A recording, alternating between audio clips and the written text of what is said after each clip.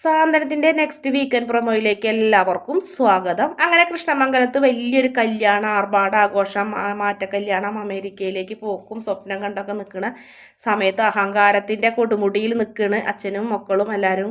ആ സമയത്താണ് മിത്ര ഇടിവെട്ടൊരു പണി കൊടുക്കുന്നത്. മിത്ര രാത്രി പോകുന്നുണ്ട്.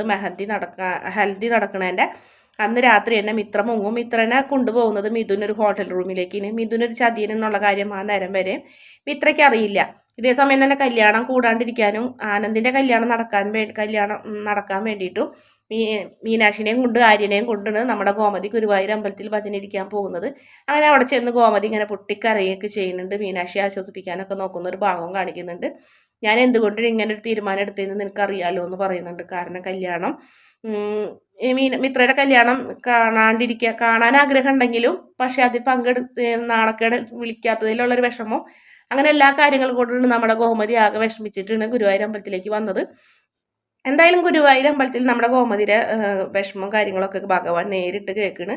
ഒരു കൃഷ്ണൻ അവിടെ നിന്ന് നടയിൽ നിന്ന് ഇറങ്ങി വരുന്നതായിട്ട് കാണിക്കുന്നുണ്ട്. എന്തായാലും ഗോമതിയുടെ അടുത്ത് വന്ന് മീനാക്ഷിയുടെയും ഗോമതിയുടെ അടുത്ത് വന്ന് ഗോമതിയുടെ തോളിൽ പിടിച്ച് ഗോമതിനെ ആശ്വസിപ്പിക്കുന്ന ഒരു ഭാഗമാണ് കാണിക്കുന്നത്.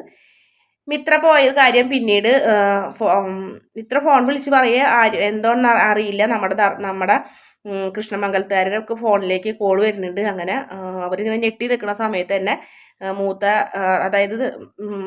മൂത്ത മരുമകൾ ഓടി വന്നു കഴിഞ്ഞിട്ട് നെഞ്ചത്തടിച്ച് കഴിഞ്ഞിട്ട് മിത്ര പോയി ചതിച്ചു എന്നൊക്കെ പറയുന്ന ഒരു ഭാഗവും.